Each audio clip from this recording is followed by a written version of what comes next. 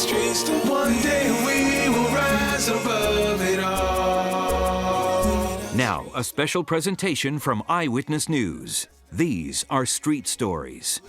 Street Stories.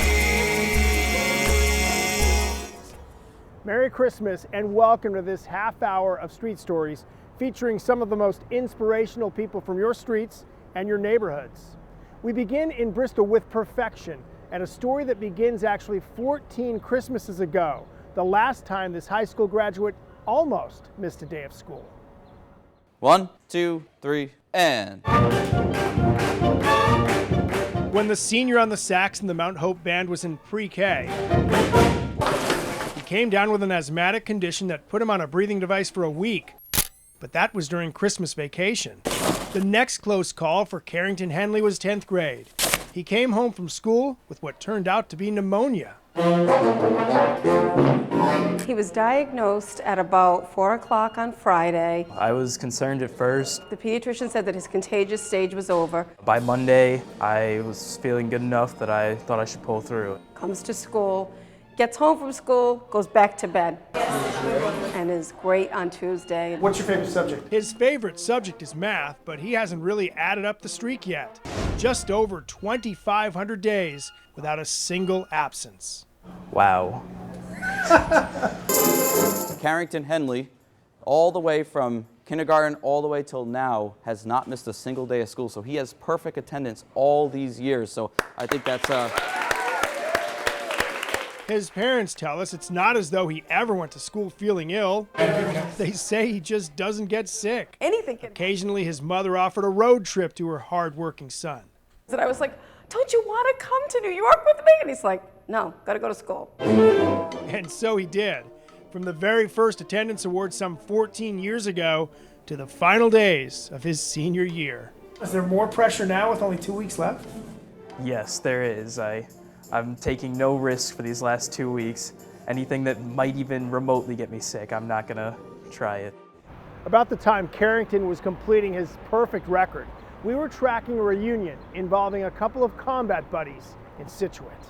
K9 Earl to your care and custody, sir. With a salute from Earl's now former master, Lance Corporal O'Keefe is reunited with a dog that saved his life. Pretty excited. They were combat buddies. He went home without seeing his closest one. He deserves better than that. It was April 2010. O'Keefe's 3rd Battalion, 6th Marines Lima Company approached a footbridge. Earl did what he always does when he sniffs out explosives, by gyrating his big tail. By the time he was able to locate the actual position of the IED, the insurgent blew it up. And we just kept going. Who knows what the casualties would have been. O'Keefe was a casualty, but survived after 7 operations in 5 days. After the blast, Earl ran about 5 miles to O'Keefe's gear and waited. O'Keefe never knew his best buddy became military surplus and was given to state police in Rhode Island, where he worked with Trooper Damian Maddox. His sister led the search, with the break coming just last month from a Facebook page, Bring Earl Home. There were people from all over the country trying to help us. The key was a tip about Earl's military number tattooed behind his ear. That shortened the search to Scituate, where Trooper Maddox graciously agreed to give up his partner. Well, we never really got much chance to play games or hang out or go for walks or anything. I'm just so excited. He's home. We're bringing him home. No more explosive devices for Earl. No, not for a while. Right up there where the bond to a dog like Earl is a child's bond to a stuffed animal. We found that out when a little boy lost his stuffed monkey, possibly by throwing it out a car window. Come on, Caden, you gotta help Mama. 2.5-year-old Caden Watson Out of the road. is running down some leads. Do cheese in. You gonna show him how to do it? Missing Is this for your monkey? one monkey attached to a very comforting blanket. Is this for your monkey friend? Say, come home, monkey friend. He carries it everywhere. He rubs his nose with it to go to sleep. It's his best friend. And unfortunately, we just don't know where it is right now.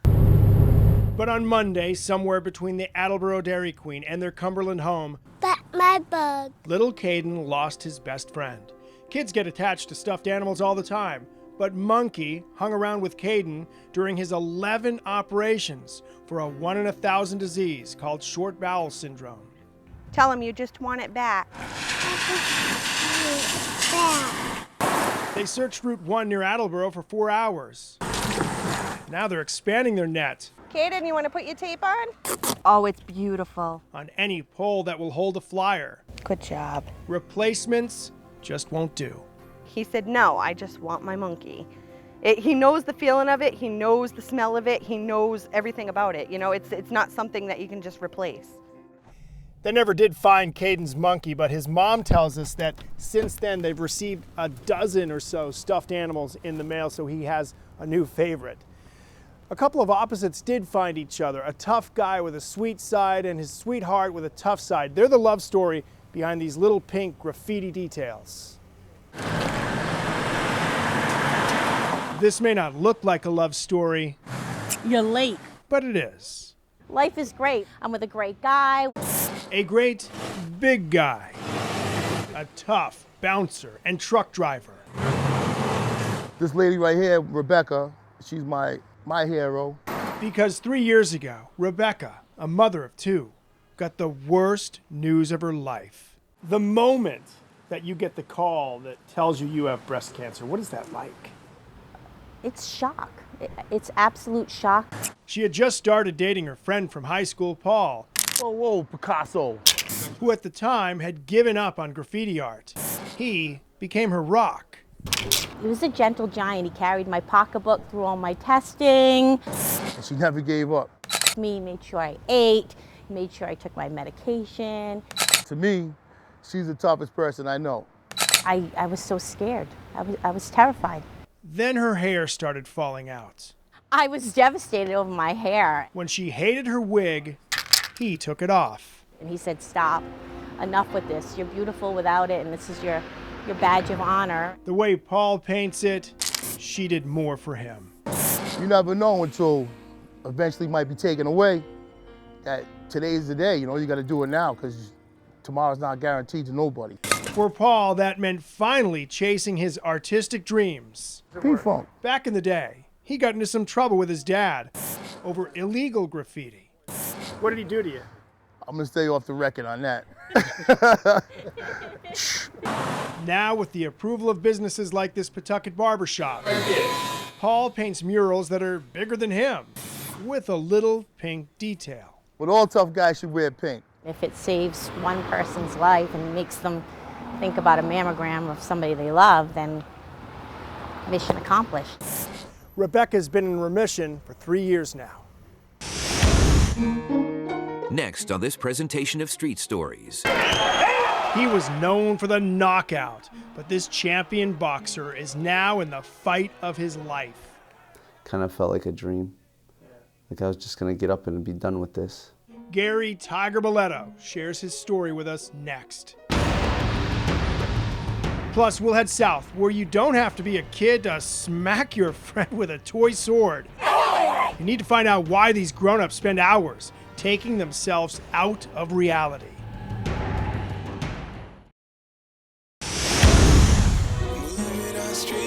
Welcome back to a special presentation of Eyewitness News. These are Street Stories. Welcome back to this Street Story special. Gary Tiger Boletto thrilled thousands in the boxing ring here at 1 LaSalle Square. Now he's fighting harder than ever after a summertime fall. Let's give it up for the Tiger, Gary Boletto. Gary Boletto was known for the knockout. But before he prowled the ring, he was a gymnast who could walk on his hands around an entire football field. Over the summer, while training to set a world pull-up record, Boletto noticed his youngest son liked pull-ups too. So Boletto wedged a bar between these 2 trees in his backyard. This is video of his son before Gary tried a gymnastics move on that pull-up bar. And the second time I spun around this bar, it gave out on me. As I landed on my chin, going backwards, I broke 6 vertebrae in my neck. Kind of felt like a dream.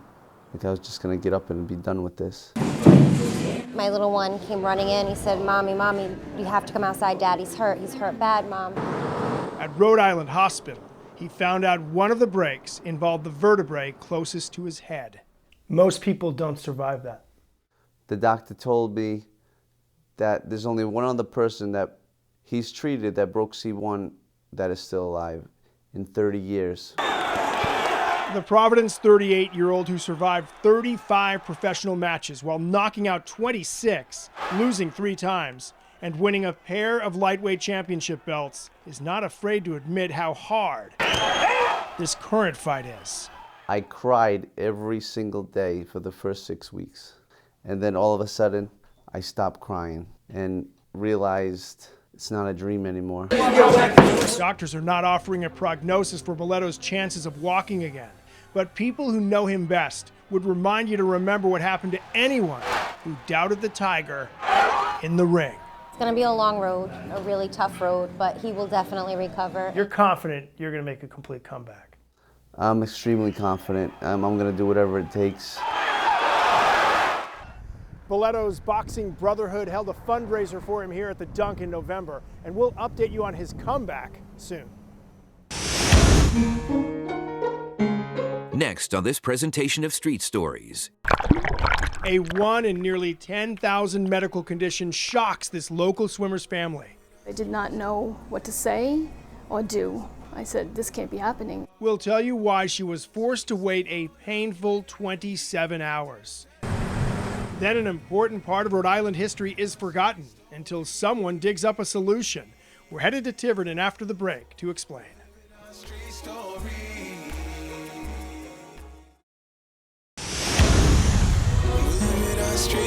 Welcome back to a special presentation of Eyewitness News. These are Street Stories. Welcome back. A 1 in 9,000 stroke hit a Pawtucket family out of nowhere. Emma McPherson was an active little girl until suddenly she was motionless in a pool. Emma was churning the water at swim practice until coaches saw her stop. Moments later, she was in the hospital. I was speechless. I said, this can't be happening. She had a rare pediatric stroke and was unresponsive for 27 frightening hours for her family. Her mom feared her little girl would never recognize her again. She actually woke up on that 27th hour. I lifted up my hand and she actually gave me a high five.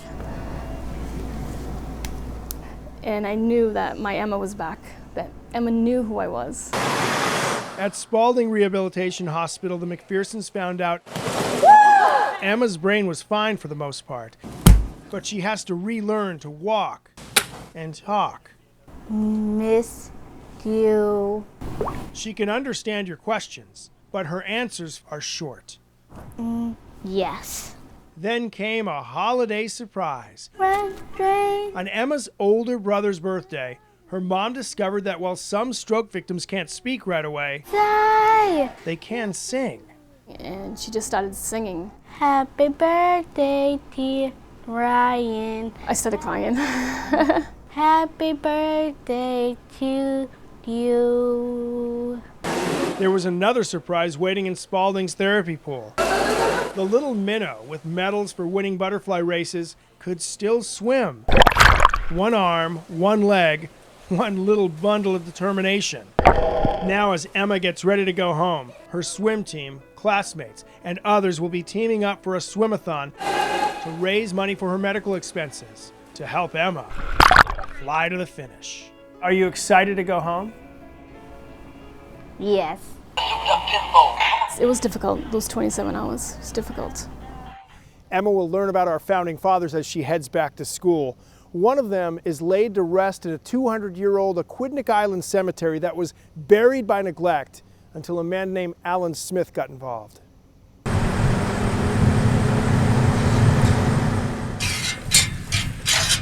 Beyond the rusted plow, a Rhode Island founding father and farmer is resting forever.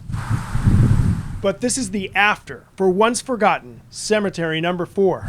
The state was called to help about a decade ago. And the person that he spoke with said, well, we just don't have the money. I don't think that's much of an excuse not to preserve history. It was a disaster. It was tangled with choke cherry trees. Hadn't been taken care of in years. Until his father got involved. After writing the grant to buy and preserve the land, Alan Smith went to work on the web of brush that covered the toppled tombstones and crumbling stone wall. Alan was tireless in his dedication to this cemetery and to our family. There are no portraits of her great ×5 grandfather, Pardon Gray. But around the time Gilbert Stuart was painting General Washington for the State House, Colonel Gray was feeding Washington's troops here. Washington came to visit, Lafayette came to visit. Gray's descendants discovered their connection while Smith, at times on his hands and knees, was reclaiming the plot. It gave me shivers when I first found it, and to realize, you know, your roots are so embedded. He knows we're here, you know, doing this for him. October 29th, 1814. So now Gray's final resting place will be marked for Alan Smith, who passed away in February. His family tells us he never looked for this type of recognition as he was battling the briar.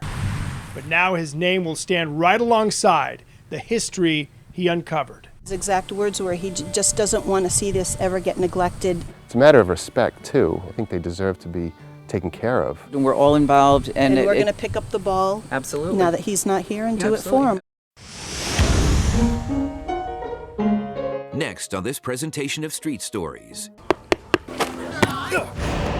Grown-ups playing with their toys. At some point we grow up and decide that's not cool anymore. And we start taking ourselves a little too seriously. Trust us, no one's accusing this group of taking anything too seriously. We'll go LARPing next.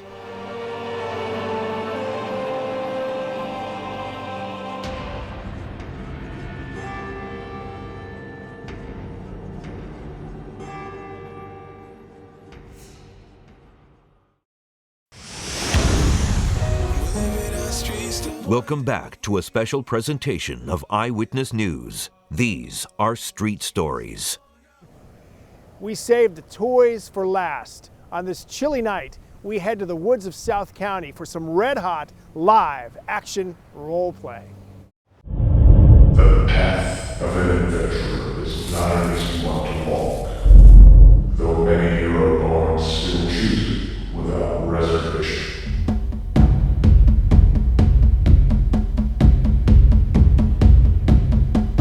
The players create their own characters. 3, 2, 1! We need some of these guys at the State House. Play on!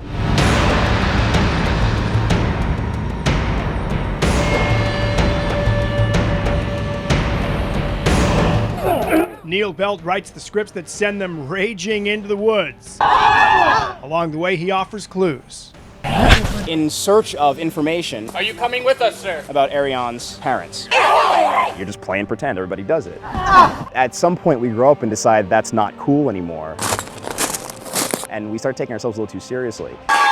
His LARPing group, Siderius, has players from 9 to 82-year-old Andy Felice, armed and relatively dangerous. 82 years old, how does she do? She does fine. She's out there hitting things with a mace, just like all of us. He will get clues. When they're not armed and armored. I'm an academic programs coordinator. I'm a deli clerk. I'm a paralegal. I have my iPhone. And a journalist. So let's get him dressed up. Drawn into their world. This just slips easily over the head. Turn your wrist up. It's going to take your sword and slip it through your belt. And you are ready to go. Two steel! Two steel! I have no idea what I'm doing.